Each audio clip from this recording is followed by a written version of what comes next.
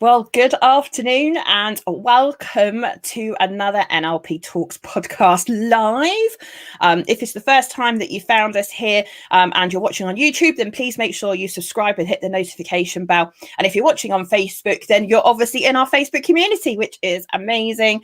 I am, of course, Laura Evans, and I'm the lead trainer here at Unleash Your Potential and the host for our amazing podcast called NLP Talks. With Laura Evans, which probably doesn't surprise you. So yes, that's what we're going to be doing today.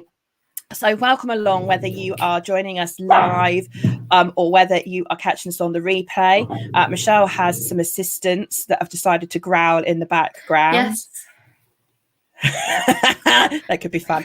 Anyway, Michelle, for the benefit of everybody who's watching us live. Yes. Oh my God, that sounds like thunder. It's thunder, it's a thunderstorm. It's not, the dogs are growling. You'll be kicking them out in a minute. Anyway, Michelle, the blanket. There we go. Yes.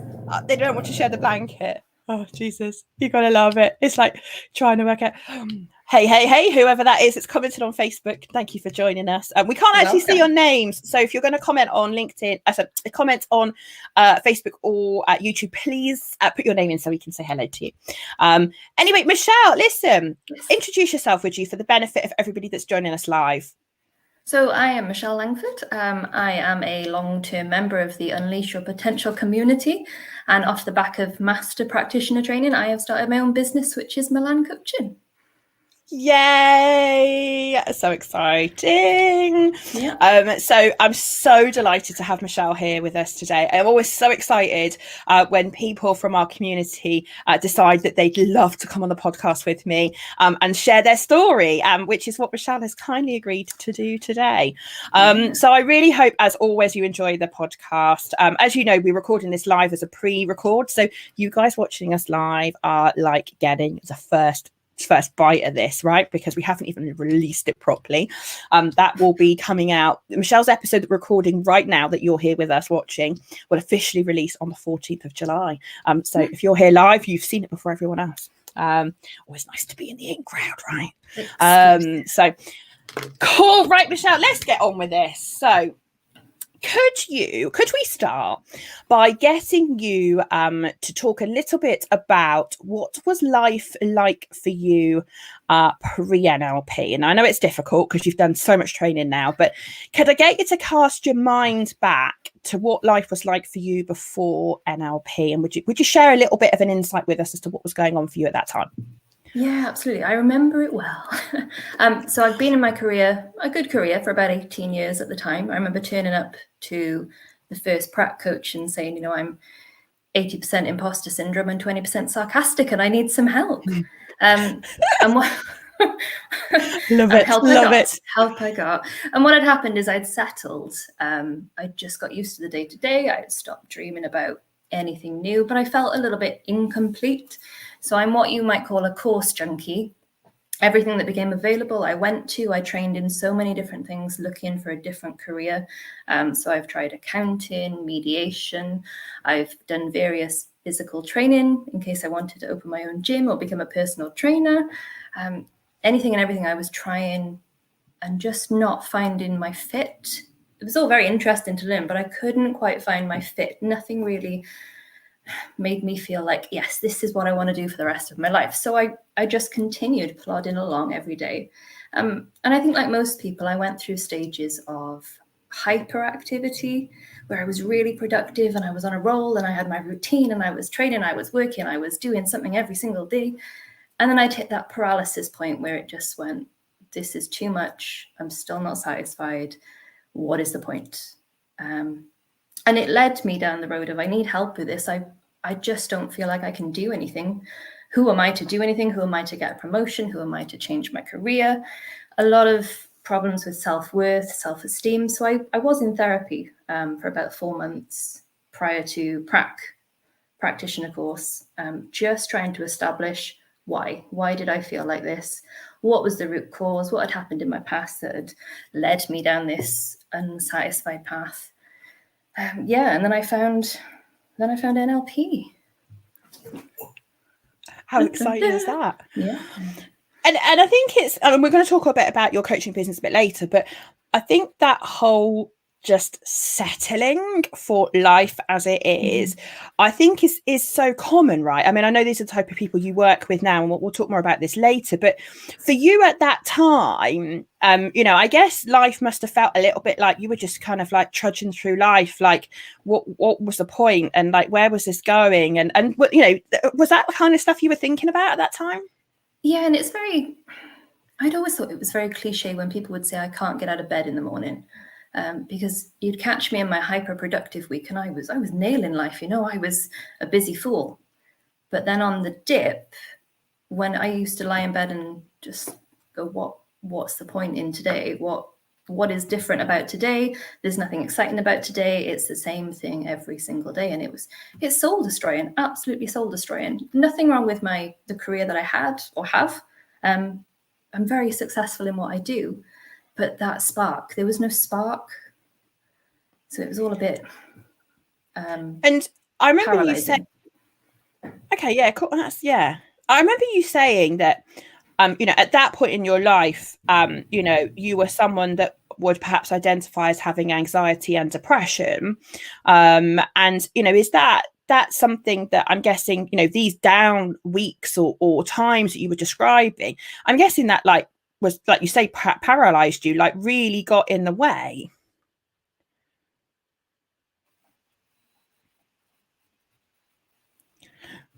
Oh, just say that again. I lost you. I lost you. You did? For those of you watching live, I'm having a few internet issues today. So Michelle, I was just saying that, so in that phase of your life where you were having these down periods and you were struggling a little bit with life and all of that, and I remember discussing that labels like anxiety and depression were labels that perhaps you had given yourself or others had given you. And I'm guessing that really, you used the word paralyzed earlier, but I'm guessing that really stopped you. Like, for a woman that's been very successful in your career, and you have been hugely successful in your career, to be that successful, but also behind the scenes have this kind of struggle. Like, how did that impact your professional and personal life? Personally, it's exhausting. It's absolutely exhausting to have to get up every day. And I'm sure a lot of people experience it. You turn up, you show up every day regardless.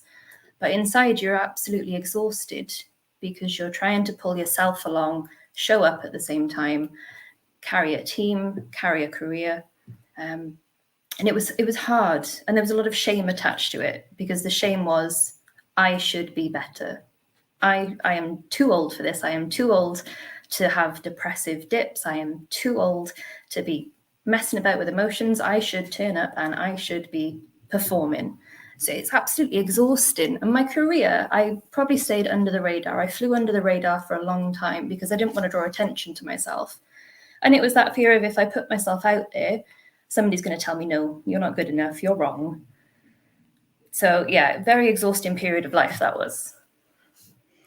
Yeah, and I can relate to it, obviously, from my own personal journey, but I'm guessing quite a lot of people watching this can also relate to that, because you end up, don't you? It's like you say, you turn up, you're present, but inside you're not really there, and it's so exhausting, isn't it? Kind of like wearing that mask, trying to be something you're not trying to. And you're a naturally very lovely, bubbly person, and and love you to pieces, as you know. And to know you as Michelle now, thinking about just how hard that must have been, to have to struggle, with work and struggle with life and make yourself do those things when really it was, you'd rather just stayed in bed and hidden away. And it also took a big hit on my personal health as well, my physical health. I think it's the same with anybody. The more exertion you feel in your brain and your mind, the worse that your body feels for it. So I was also very unhealthy physically as well before I joined.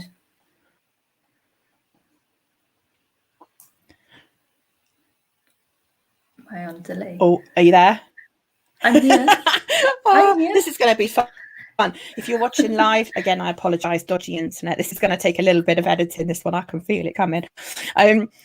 So I'm interested then. So obviously life was really tricky. You know, you felt a lot of shame. You struggled with self-worth. You know, there was many days where you just didn't want to turn up, but you made yourself turn up, and just how exhausting all of that is. And can I just ask you now, obviously I don't want to go delving deeply into the therapy you were having at the time, but I remember you making a comment to me that when you came and did NLP had saved you £8,000 in therapy. And I was like, you what? Like, what is that all about? So, you know, because that's quite a bold statement, right? So tell me a bit more about like, how did that like happen? Like what led to this £8,000 worth of therapy that you were supposed to have and then didn't? So when I turned up for therapy, I explained my situation, how I felt, what was going on in life. And this wasn't a £200 an hour therapist. This was your average price. But what she said to me was that, and she'd gone and consulted her supervisor as well after seeing me. And she said, look, basically to get you to a base level where you can just operate normally, it's going to take 2 years. It's going to take 2 hours a week for 2 years. Is this something you want to invest in? Because this is going to be a lot of work trying to recover your identity, trying to build you back up just to a base point where I could operate again. And I, at the time, I said, yes, absolutely. I just want to feel good. I just want to figure out who I am. I want to be confident. I want to just feel alive. And she said, yeah, we can absolutely do it. We do it obviously by delving into the past. We go through the past history, the traumas, all of the emotions that nobody really ever wants to relive. And we'll do that for 2 years and then you'll be okay. And I just went, okay. I said, if this is going to work, then okay. And I don't know that I would have lasted 2 years going through that amount of emotions every single week. It has a time and a place. Therapy absolutely has a time and a place. But to look back on it now and think I could have been doing that every week for 2 years, that would have been tough. That's crazy. That's crazy. 2 years to get a baseline level. Yeah. 2 years. And the thing is, like, I remember watching there's a documentary on television. Oh my goodness, who was it? I can't remember. Was it Joey Essex? Yes, that had the therapy session. It was Joey Essex, wasn't it? That had the therapy session, and watching that kind of therapy, and to think, you know, giving that as a public example, because I don't want you to share your detail, but you know, to share, to have to do that every single week for 2 years and spend £8,000 doing it, and to have to trudge through, like you say, all of that stuff. Oh my goodness. I mean, I can't think of anything worse. I'm talking about dragging it out. But I guess what worries me more is that, you know, all of us, right, when we go and see these people, and we see the psychologists and we see the therapists and we see all of these people, and when someone says to you, oh yes, it's going to take 2 years and it's going to cost you £8,000, like, you say yes, right? Because what other option do you have? Because at that point, you don't know that there are other options. You just sit there and go, well, I just don't want to feel like I do now. And if that's what you're telling me is needed, all right, let's do it. And I found some of it useful. I did find some of the work we did useful, because I like to know, I like to understand how and what happened to lead me to this point. So a lot of it was useful, and I was desperate. So when she said, this is going to take 2 years, I just said, yeah, whatever it takes. I just want to feel better. Wow. And thank goodness it hasn't taken 2 years. Let's swiftly move on from that moment. Let's go. So let's move on, and I'm just closing the door because the dog will be back soon. So we don't want to barge in on this either. So let's talk a little bit then about what caught your attention about NLP. Like, what was it that led you to deciding that NLP was something you wanted to look at? Was it something someone said? Did you hear something? Like, how did NLP cross your path? So a little bit similar to your story, I was at a Tony Robbins event, did a lot of Googling afterwards and saw the magic 3 letters NLP. And I put it into Google, and I'm an automatic convincer. So you came up first and I just went, plup, you're it. You are landed with me now. I am with you. Yay, I love it. And that's how it happened. I do believe that things fall into place at the right time when it's right for you. And yeah, that was how it happened. You were my first search on Google. And it appealed to me because of the name, neuro-linguistic programming. I mean, that's buzzwords to my brain. That's detail, that's science, that's everything I need. So yeah, it ticked all the boxes. Oh, well done, Tony Robbins. Because as you say, for those of you that haven't heard my story, Tony Robbins is one of the places where I found NLP first too. So well done for Google for making sure that I got in front of you that day that you were looking for an NLP course. Well done, Google. Don't say that very often. So talk to me then a little bit about your practitioner course. Obviously, you've done your practitioner course, your coach course, and of course, master practitioner as well now, which is amazing.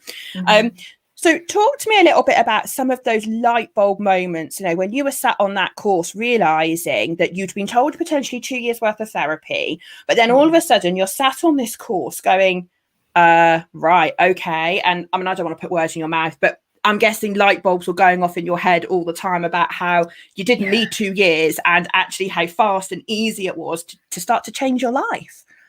Yeah. And I sat there a little bit dumbfounded for a couple of days when you said, this is not building habits. This is not going to take 21 days. It's a 20-minute process and we'll change some things and you're going to feel better. And I thought, this is not true. This is not true. A bit skeptical in the third row.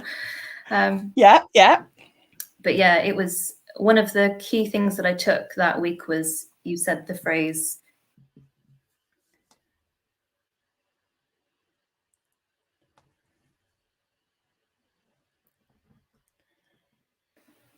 "No, you're back." Oh, I'm back. Do you know what? It froze exactly when you said, and the key phrase you said, Laura, was, and then it froze. And I'm like, I need to hear the phrase. What's the phrase?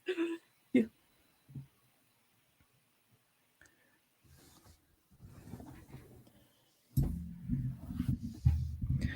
Oh. Hello. Are you back? Okay. Can you hear me? I'm sat here smiling. I can hear a robot. Are you? I can hear you, Evan. I don't know if you can hear me. Hello, incoming.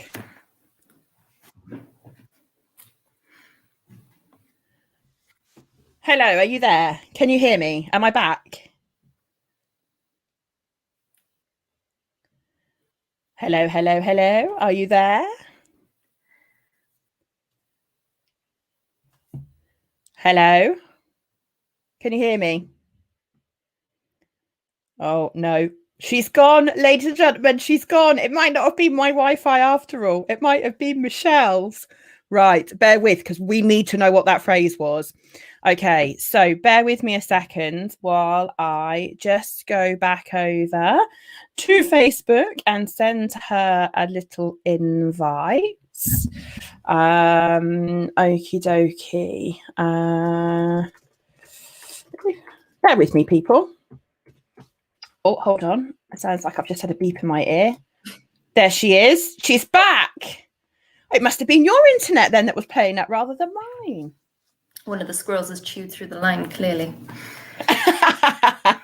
So we got as far as you saying you sat in the third row, very skeptical for the first few days, and there was a phrase that I said that stuck in your mind, and then it froze. So talk about leaving us on a cliffhanger. So do you want to start that bit again about you being skeptical in the third row, and then tell us what the line was? I can't wait to hear it. Like, the suspense is killing me. I know. I hope it's a good one. Yeah. So I was sat in the third row listening to you, and you were saying things like, it's not 21 days to change a habit. We don't have to go through that rigmarole of building habits, stacking habits. We go in and we change your unconscious mind, and your strategies will change. And the words that you said were, at some point, you just said, they're only thoughts. So the rule book that I'd made up for my life, everything I believed, it wasn't true because they're only thoughts. Any limiting thought I ever had, it's not real. It can be destroyed. It can be replaced by something positive. It can be replaced by something brilliant, because they're only thoughts. And I say that to myself all the time. Every time I catch myself in a negative mind frame, or I tell myself I can't do something, if something slips through, I just say, hey, that's only a thought. So on Pratt course, that was the one of the biggest things. For all the work that you did over 7 days, I appreciate it, but that one line really got me. But it's funny, isn't it? It's funny how sometimes someone will say a line to you or something that, a throwaway comment I might have made in conversation, but sometimes they just stick, don't they? And they just allow you to reframe things in your head, to make it more manageable, to make it okay, and to empower you to move forward. It's totally, we've, for those of you listening to the podcast that perhaps haven't done any NLP training yet, we talk very much in a training room about how limiting beliefs that we hold, so I'm not good enough, I'm not worthy, I don't deserve it, I can't do it, and insert whatever you like on the end of that. Actually, what limiting beliefs really are is decisions that you've made. And at some point in your life, you've created this rule book full of all of these decisions, and you don't consciously and knowingly always make these decisions. It's just that life kind of happens and you just unconsciously start believing these things. It's so empowering when you realize that actually, that's not actually a rule book that serves me anymore. And actually, I can change the rule book. And actually, it's relatively easy and fast in order to change said rule book that we all have in our lives. And as soon as you start to put some distance between yourself and these thoughts and these feelings perhaps that you're experiencing, knowing that it's all possible to change. I remember that day too on my practitioner course, just like, do you know what? It can change, and I'm going to make it change. What was the moment for you where you really kind of realized that it was possible and it was kind of almost your gift to give yourself in order to change the way that you're thinking and feeling and to create the life you actually want? Like, can you remember what that was like? Yeah, so I think all the way through training, I was noting subtle differences. I was noticing that those negative thoughts weren't popping up anymore. The more work we did, the less I felt it and the more confident I was feeling. But it was when I remember it like it was yesterday. I walked out of my first paid client. We were just walking down a cup of tea. We'd finished the session. She was beaming, her entire face, her demeanor had changed, and she was ready to take on the world. And I walked out thinking, oh my God, I did that. And I loved it and it worked. And I am meant to do this. The first time in my life, for the last 18 years, for all the courses I've done, it was that moment where I went, this is it. This is absolutely it. I can use everything I've learned and I can help other people feel the same way. We both had the same energy, the same excitement about the future.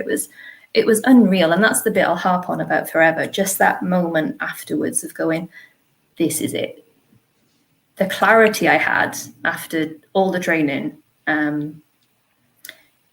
People say to me, what happens after you do masters? What's the big thing? What's the takeaway? And I've said, after you finish, you wake up and there's no noise.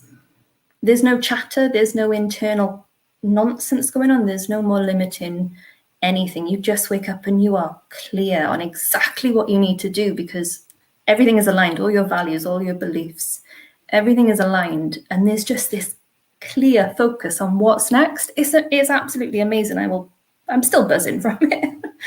So yeah, those few moments.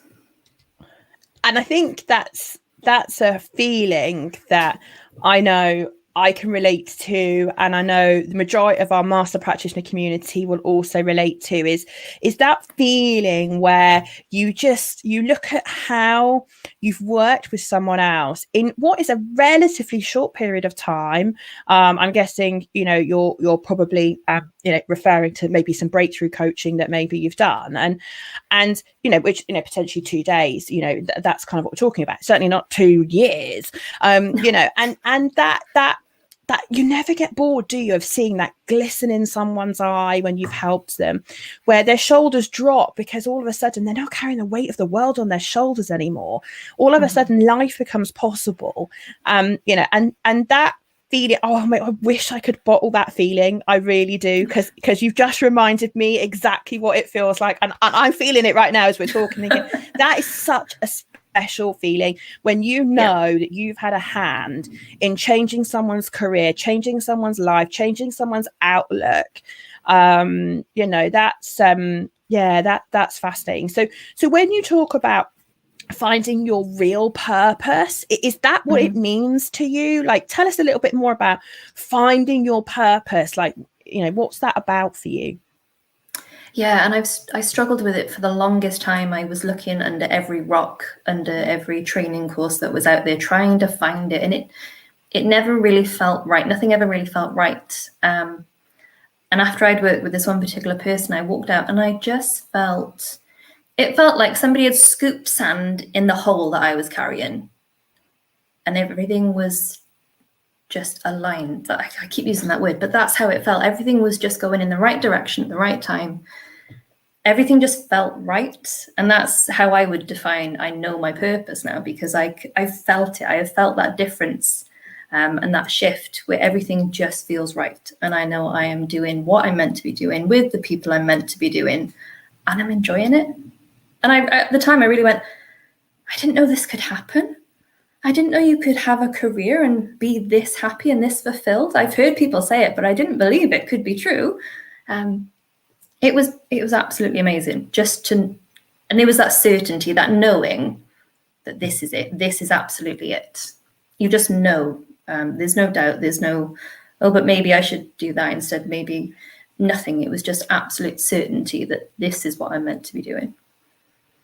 I love it. Yeah, and you're right. I would relate similarly to that. When you're on purpose and you're doing what you're meant to be doing, it's just such a special place. I think when both you and I probably can relate to that feeling of when in the years we've gone by, in our past, where we have just settled. I remember back in my HR days, I remember vividly waking up one morning and lying in bed staring at the ceiling, thinking to myself, is this all there is? Like, is this what I'm meant to do with my life for the next 30, 40 years? Is this what I've been put on this planet for? Because if it is, seriously, is this it? And it was one of those, I don't know, these kind of surreal experiences that sometimes we all have, catch you at the most unassuming moment. And I just remember lying in bed thinking, it can't be. This can't be it. There has to be something else. And it is sometimes so soul destroying when you are stuck somewhere where you don't feel like you're making a contribution, where you don't feel like you're making a difference, where you don't feel like you're on purpose. And I guess, whether people believe in luck or not, I think maybe we're the lucky ones that, actually manage to find our passion and find our purpose. But like you, I'm so glad that I now get paid to do something that I love. Like the idea of going back, and no disrespect to my HR colleagues, but the idea of going back to doing a job where I just turn up every day and I just churn out the work and then I go home and really, is that life? To me, that's not life. That's existing. That's not living a life. There's a really common buzzword at the moment about people wanting to live their best life and people living on purpose. And I think for a lot of people, they are just buzzwords. And I don't think people really stop to think about what they are. But when I hear them, I don't know about you, but when I hear them, I'm like, do you know what? Yes. Am I living on my yes, I am. There is nothing else I'd rather be doing than helping people change their lives. I guess you feel the same. I do. And I think I'm very lucky because I'm still employed full time. And like I say, I've built my career over the last 20 years and I'm very good at what I do. And it's been such a pleasure being able to take everything I've learned in NLP and put it right back into the workplace. So while I can do my coaching at the moment is just taking off. So I can leave it as the weekend. But Monday to Friday, I can still go into a workplace with the same excitement and enthusiasm. I'm still in the same place that I was 2 years ago. But every day I wake up excited to go into the same place, the same building, work with the same people. But I'm excited now because I can take what I've learned and I can help people, even doing the same role. So I think I'm really lucky to be able to do that. So I want to talk a little bit about that because I think it's going to open a few eyes and ears when people hear this story.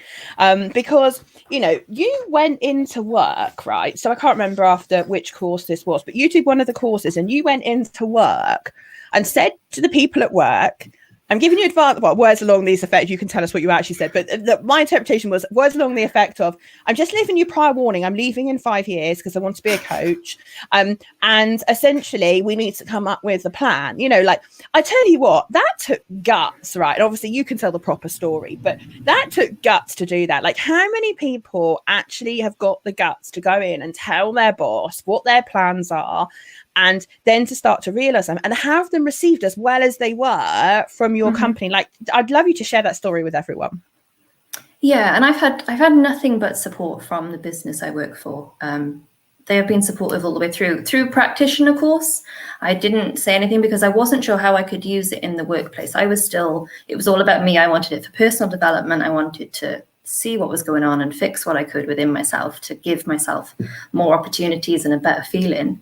But after masters, when I had that knowing of, oh, this is actually what I want to do for the rest of my life, I approached the business and just said, look, this is what's happened. I want to be a coach, and we need a succession plan because I've been there a long time, and I have a key role in it. So we're looking at, it's probably the longest succession plan ever for 5 years. I love it.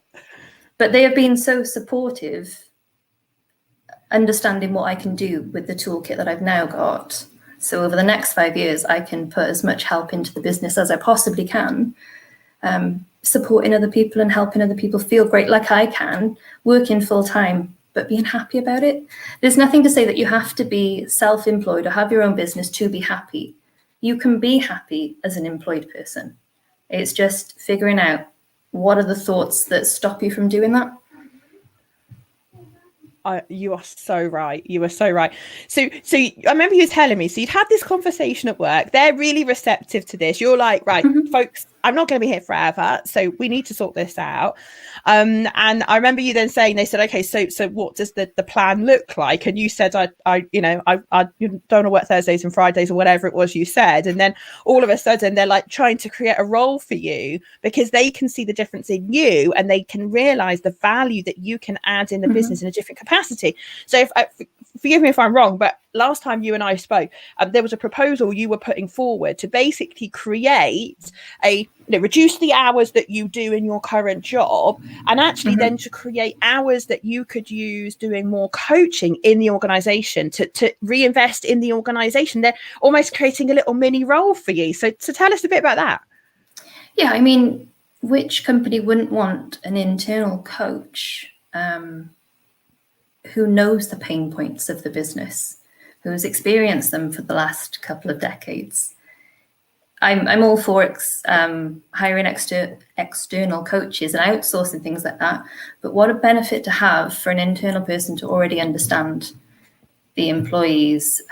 Obviously not the whole thing, it's a very large place, but to have a good grasp of what the pain points already are and being able to just say, I have a toolkit that can help that. I can help various people. I can help a lot of people at the same time, all for the benefit of the business.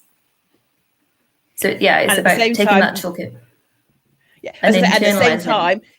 Yeah, but you can enjoy doing what your passion really is and your purpose, but you can do it in your organization. And I think a lot of people think, especially when they listen to this podcast and think about, do I want to become a coach and all of that stuff? I think a lot of people think it's kind of all or nothing. So either I'm an employee doing what I'm doing, or I'm a full-time coach. And I think a lot of people don't see that there's actually an element of grey in the middle, which is actually, you're not the first person in our community. And I sincerely hope you're not the last, where people have gone back into work and said, actually, do you know what? I can use NLP to help improve my team's performance, the organization's performance.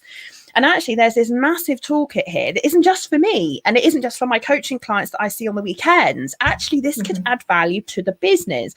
And I couldn't agree with you more. Like, if only more organizations were enlightened enough to realize that actually coaches in organizations sometimes can add even more value, because if I went in as an external coach, I'm not going to understand the culture. I'm not going to understand the pain points. I've not been there for the last 20 years, seeing all of the challenges, whereas you can see that, and you can see it from the inside. And actually, I think in some instances, you will get more traction and get better results faster, because you're, like you say, you're essentially taking this massive toolkit into this organization and saying, here, this is what we can do. And I just think that's gold. I think that's absolute gold for an organization to be that, that invested and that aware. I just think, oh my goodness, I wish more companies did it. So how is that currently then? I mean, I don't want you to share anything confidential, but like, I'm guessing that those plans are afoot now for you, and that's all coming together. We're in the design stage. Oh, I love it. I love it. I get so excited. I'm like, yay. So not only have you started to get excited in the mornings for life, you feel happy and you're on purpose and you're getting to make a contribution. And not only have you sorted out your own stuff, you also have now got the opportunity to work in the evenings and the weekends in your own time, building your own coaching business, and you get to do it in your day job. I mean, I'm just like, oh my goodness, I wish I'd had that opportunity. I just think that's amazing. I think it's so good. What would your kind of advice be? So if someone was listening to this podcast and they're in a similar situation to you, so they've been in a job a long time, they're not really ready to go full-time as a coach themselves. Like, if you were to give them some top tips on how to approach an organization and how to kind of go about having the conversation that you've had, what would be your kind of pearls of wisdom that you would share? Because I bet this is going to be helpful for people. I think honesty is key. Honesty is absolutely key. Don't go in and be frozen. Oh, she's frozen again. Let's hope she's coming back anytime There we go. soon. Am I back? Oh, she's back. I can hear you. I can't see you, but I can hear you. Oh, there you are. You're back. Hello. So yes, your top tips for someone thinking about going into an organization. Oh, you're on your way?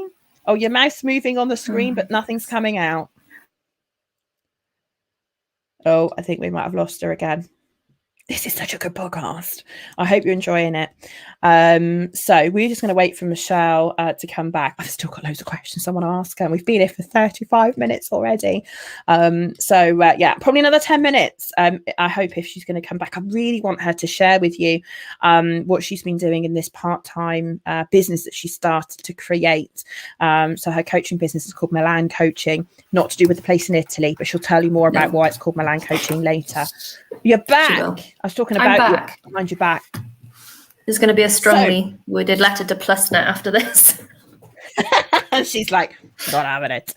So we were just starting to talk about, so if someone was listening to this podcast and they were thinking, right, I'm not ready to become a full-time coach, don't want to be self-employed, I just really want to use NLP in the business I already work in, improve my role and all that kind of stuff. If you were going to give advice to someone who was thinking about having a similar conversation to the one you've had about what you would like to do within the workplace using NLP, like what would the top tips be that you would share with someone? So I think honesty is absolutely key. You need to go into your workplace, and who is not going to say, oh, I don't want extra help for this business. If you turn up and say, look, I'm qualified in this, I have all these skills to help a range of people, who is going to turn around and say, I don't want your help? That's not going to happen. So honesty, absolutely key about your intentions, about the skills that you have. It's good to go in and know which areas you can address. So go in with the solution to any problems that might already be relevant, that might be the key things. A lot of things that you hear is communication. Communication in the workplace is one of the biggest frustrations, I guarantee, for any place of work. And NLP is all about communication. So definitely go with that in mind. And I think it's also being reasonable with yourself, having those boundaries for yourself, having realistic expectations of this will take so much energy. If you want to run it in your spare time as well, be aware of how much energy you have to spend. It's not worth running yourself into the ground to try and satisfy both your employer and yourself. So it's knowing yourself and knowing your boundaries as well. But definitely, I think honesty and hit them with your solution to the problem that you already know is there. I love it. I love it. Great pearls of advice. Great pearls of advice. So I want to talk a little bit about your coaching business, which you're in the middle of launching. So congratulations.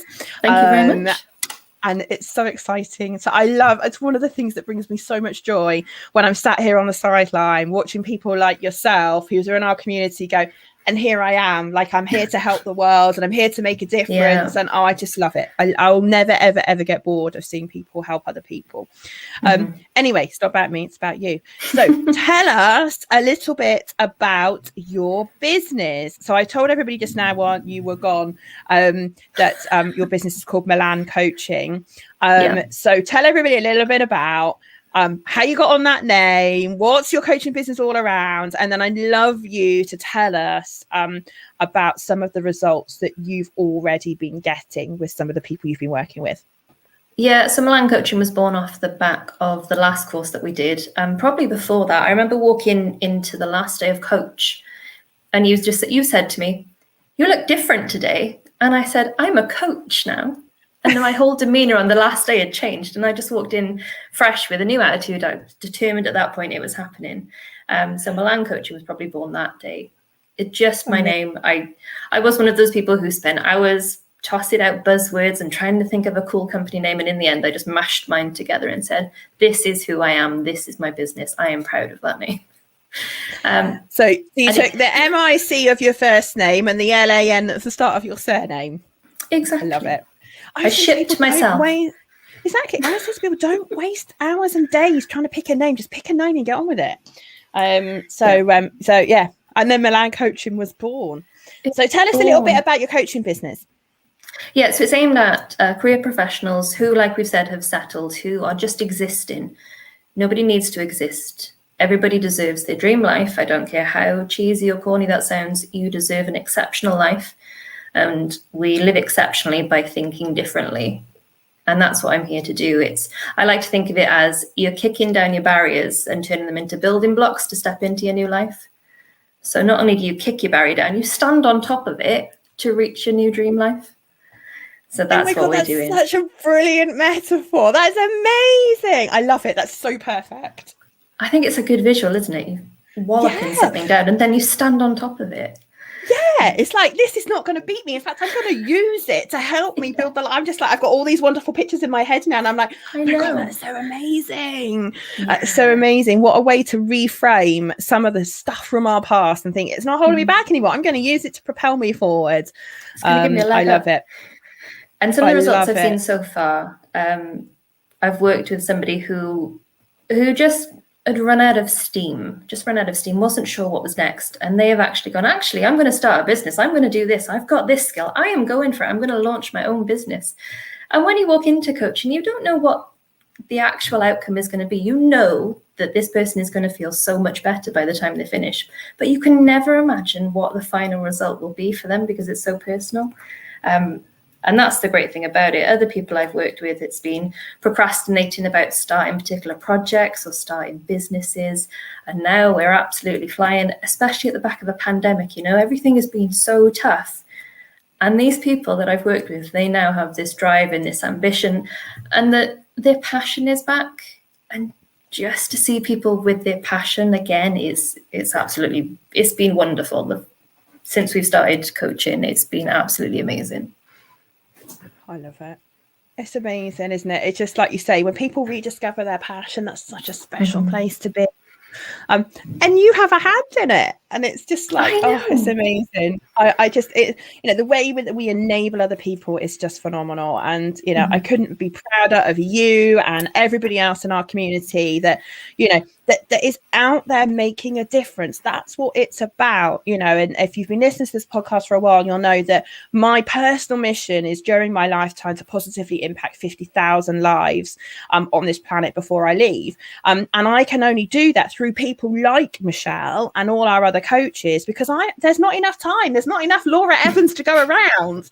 But if I can train some amazing people who go out there and help other people, like I said, nothing brings me more pride and more joy to be able to sit on the sideline cheering you and everybody else on, because that's what it's about for me. And honestly, I love it. I love the fact I've been able to help you personally on the courses, but I equally love how you now are going on and helping your business in your full-time job, your business, you're helping grow that business and sorting things out there, and you're now changing the lives of other people. And yeah, just big smile on my face. For those of you who listen to the podcast, you probably can't see our great big smiles, but let me show you, we both have massive smiles on our faces.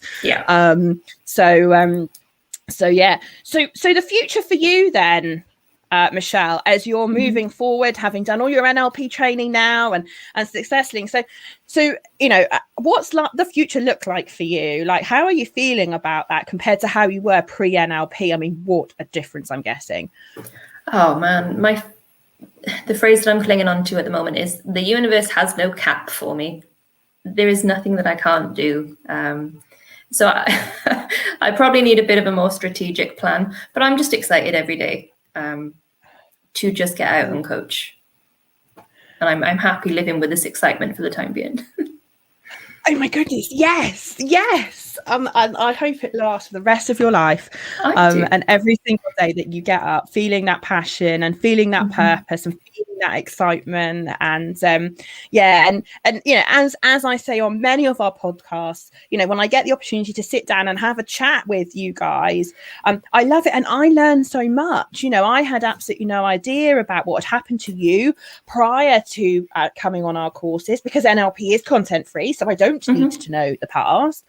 But then when I start to get a glimpse into what life was like for people like yourself beforehand, and now what life's like and what the future looks like, I'm just like, oh my goodness, this is just amazing.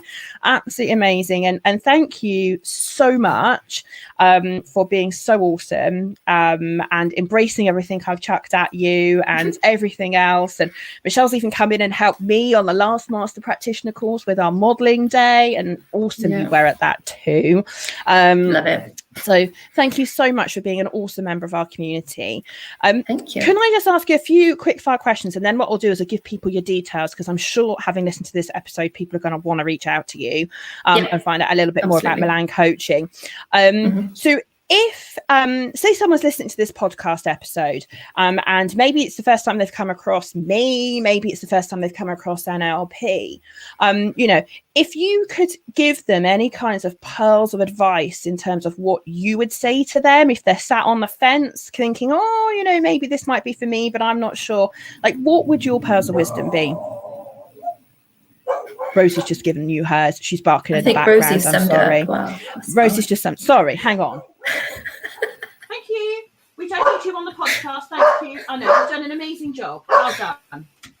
Dogs, honestly, who'd have them? Dogs. She's still out there barking her heads off. Anyway, back on to you. I'm hoping she'll shut up in a minute. She's always got to have the final word, that dog. Honestly, you can just, this is her having a final word. Last bark. That'll probably be it now. Anyway, so if you were talking to someone who is maybe watching the podcast, listening to the podcast, sat on the fence going, I'm not sure, like this NLP thing, like what would your pearls of wisdom be to someone sat on the fence? I think you need to go with your gut. If there's part of you that is thinking, I want to do this, just do it. You have absolutely nothing to lose. And what I've learned with this community in particular is it's one of the most supportive communities I've ever come across. It's Rosie agrees. It's not just about a bunch of people. It's not just about a bunch of people that you sit in a room and train with. I've made some lifelong friends in this community. And everybody is so supportive, regardless of the stage of the journey you're on. Sorry, hold on. What are you doing out here? Right, that's it. Now, go and lie down. Honestly, I despair with her sometimes. I'm so sorry, Michelle. Apologies, everybody on the podcast. We've had internet issues. Now we've got a problem with my dog barking her head off, telling off the neighbours for making a noise. Oh, dear me. Anyway, sorry, back to you. Yeah, and I'd also say if you're a person that likes processes, like details, likes the science behind it, it's absolutely the right course to come on, because you learn so much about human behavior, how the brain works, the strategy that your brain is running. I'm very AD, so I like the details. I like to know exactly how everything falls in line, and that's what NLP will give you. And I think it's also good just to give you a boost. You don't need to do it for the benefit of your business, for the benefit of your own company. You can do NLP just for personal development and come out the other side a completely different, enthusiastic, excited person. Yay. I love it. Do it, she says. Do it. She says, do it. Cool. So I want to ask you a few quick fire questions. You didn't know I was going to do this, but I'm going to do it. So she's on the spot, ladies and gentlemen. So she has no idea what I'm about to ask. So very quickly then. So if you were to give your 18-year-old self some advice, what would you say? Trust your gut. Good piece of advice. I agree. I agree. What is your one big thing that you're going to be looking to achieve over the next year, 2 years? I have a